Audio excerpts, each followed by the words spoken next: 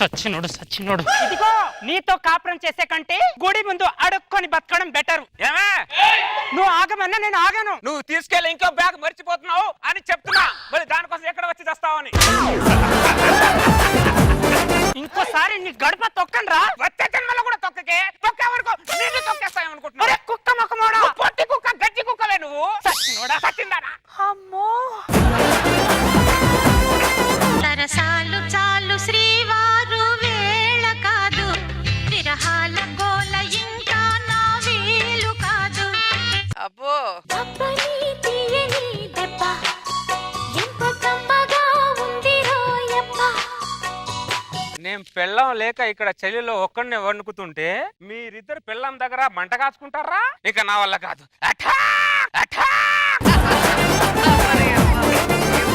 చెరగొట్టాలని కూడా. ఏంటమ్మా వంట అయిందా? అయ్యిందండి. మీ ఇద్దరు మొగుళ్ళు శ్రీరామచంద్రులమ్మ. అవునండి. మొగుళ్ళు శ్రీరామచంద్రులు ఉన్నప్పుడు మొగుళ్ళ ఫోన్లకి లాకులు ఉండకూడదు కదమ్మా.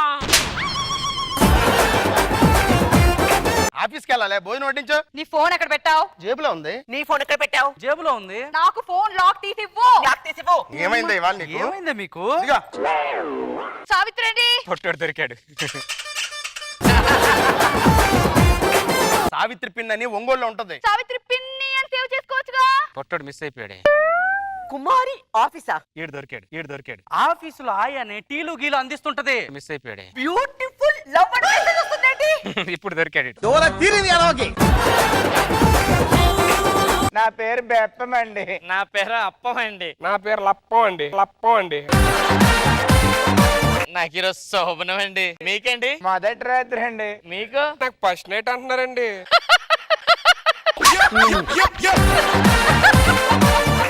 మీ నాన్నగారు ఏం చేస్తుంటారండి? ఇప్పుడు మామూలుగా అందరి ద్రాక్ష పుల్లని అంటారు కదండి. అవునండి.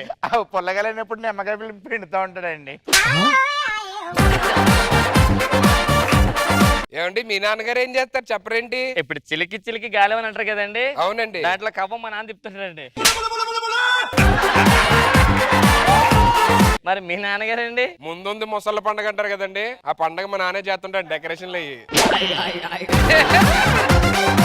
ఫస్ట్ నైట్ అంటే ఏం చేయాలండి మీకు తెలుసా అండి? అయ్య బాబు బాగా తెలుసు నాకు. ఏమండి ఇతను ఫస్ట్ నైట్ కోసం చెప్తున్నారు. అన్ని తెలుసు అనుకుంటలేండి, అందుకే అయ్య దూరంగా బాబోయ్ నాకేం తెలీదండి.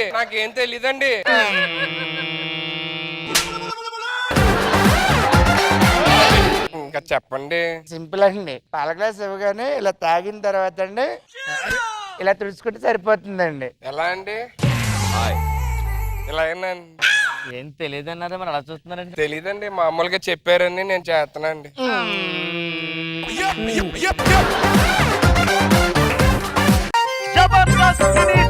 వారు సగర్వంగా సమర్పించు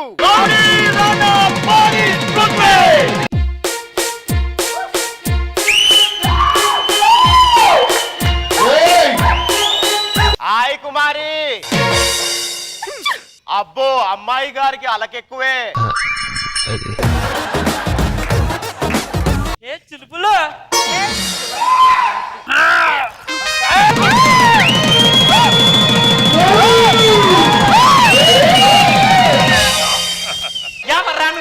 నీలాంటి ఆకురౌడిని అంతం చేయడానికి వచ్చిన రౌడీ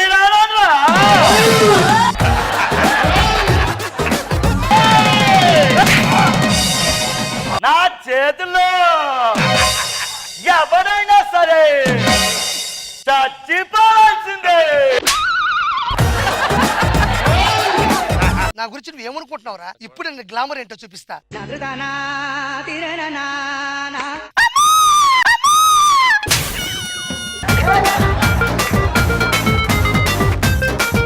కుర్రాళ్ళు బెర్రెక్కి ఉన్నోళ్ళు. మీరు కుర్రాళ్ళు కాదు, ఎర్రోళ్ళు. రాత్రి ఏమొచ్చింది ఎందుకు? అరే బావా, అరే చెప్పరా రే. రేంజ్ మారిపోయింది. ఇంకా రేపటి నుంచి ఇంకా నువ్వు ఇస్త్రీ బట్టలు వేసుకోవడమే. ఏంట్రా నీకు ఐరన్ బాక్స్ వచ్చింది?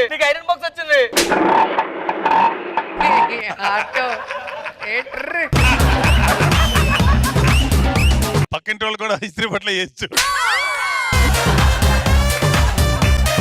నేను ఊరు వెళ్తున్నాను రా ఇంటికి 1 వీక్ లో వచ్చి కలుస్తా. రే నన్ను కూడా తీసుకెళ్ళొచ్చు కదరా. మాది డిఫరెంట్ ఫ్యామిలీ రా. మా నాన్నగారు అంతా ఆర్గానిక్ అనుకోని అరే మంచిది ఆర్గానిక్. పల్లెటూరు అంటే నాకు చాలా ఇష్టం. పైగా చెట్లు అన్ని బాగుంటాయి. దా ఆర్గానిక్ డాడీ.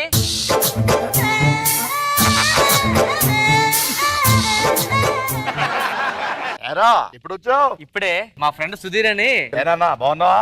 బాగున్నాను. ఇదే మెల్ల ఆకలి ఏంటి? ఇదిగో 2 నెలల క్రితం జోబులో ఒక విత్తనం వేసా అంతే. ఇదిగో పాకేసింది మొత్తం. మన ఇంట్లో చిన్నప్పటి నుంచి ఇప్పటి వరకు మొత్తం ఆర్గానిక్. మా నాన్న, మా తాత, మా ముత్తాత అందరూ ఆర్గానిక్. మీ ఆవిడ ఏరండి? ఆవిడ కూడా ఆర్గానికేనా? మా తాతగారిని పరిచయం చేస్తాను. మీ తాతగారు కూడా ఉన్నారా? పిలుపులు తాతగారు.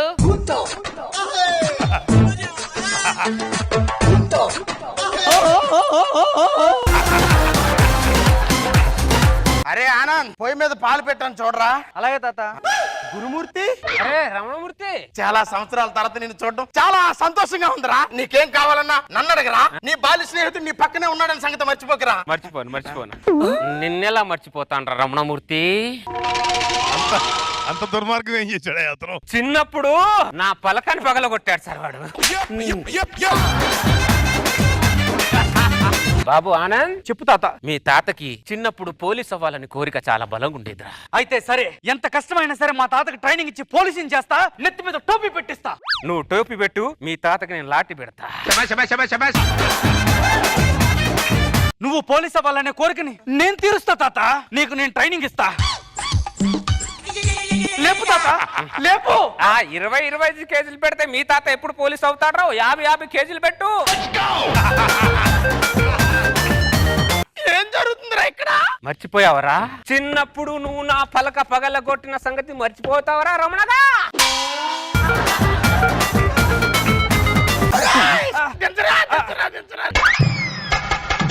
మెడల్ చేతులు ఏదో పట్టేసినట్టాయి, కొద్దిగా ఇచ్చేయరా.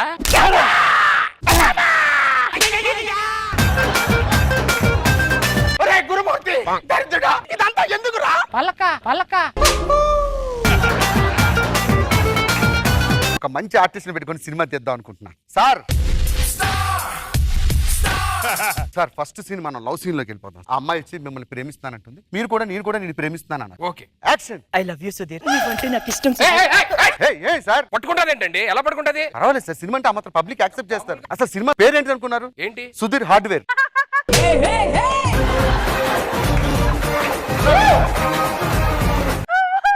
దేనికి అవుతున్నావు?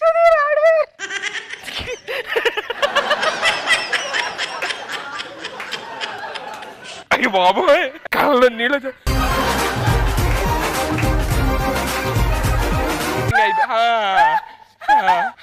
రెడీ.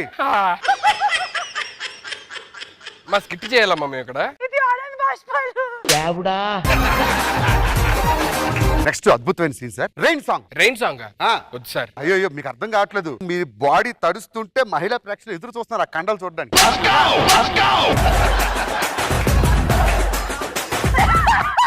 ఏమో ఆవిడ సపరేట్ డైలాగ్ లో చెప్పేవేంటి? నేనేం చెప్పలేదు సార్. మరి ఏంటి ఆవిడ అంత చేస్తుంది స్కిట్ లో?